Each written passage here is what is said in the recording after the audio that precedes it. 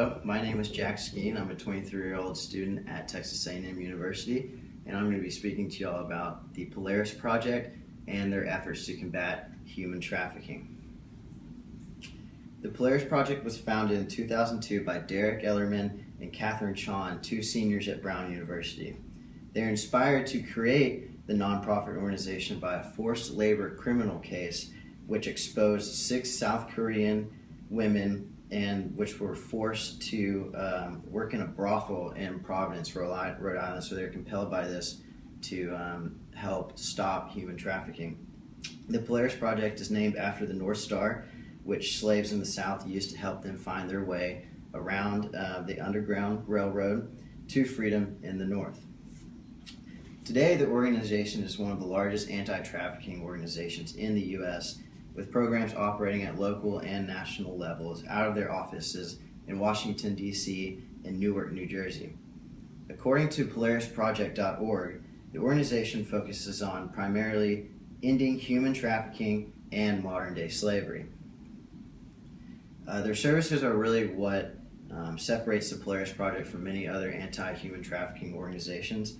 They include client-oriented services, which provide clinical social services for victims, policy advocacy, where they will try to advance state and federal policy related to human trafficking, so they're working in the legislature to try and change. They have advisory services such as counseling and informative programs for law enforcement officers, what to look for human trafficking organizations.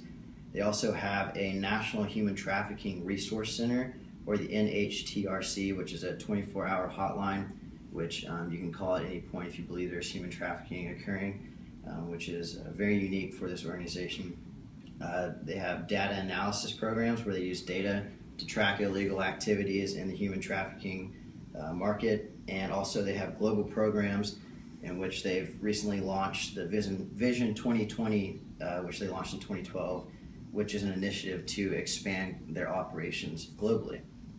In terms of financials, GuideStar.org, which is a leading charity watchdog organization, shows 2012 revenues of $7.3 million and expenses of $4.4 million. So they have strong financial operations and a strong margin which they're working on, which is key for any nonprofit, so you know they're going to be able to stay in business and do good for the community. In terms of the future, what they're looking to do, the Polaris Project is planning to grow globally, as we mentioned with the Vision 2020. Bradley Miles, CEO, was quoted by saying the detailed vision for 2020 as building an alliance of all anti-trafficking hotlines around the world, launching a global coordination center and response network, and crafting an innovative research and data initiative designed to identify strategic intervention points that target vulnerabilities in human trafficking networks. So clearly, the Polaris Project intends to not only sustain its current activities, but it's building upon them, and that's really important for an organization such as this one to continue their efforts and not stay where they are in their current activities.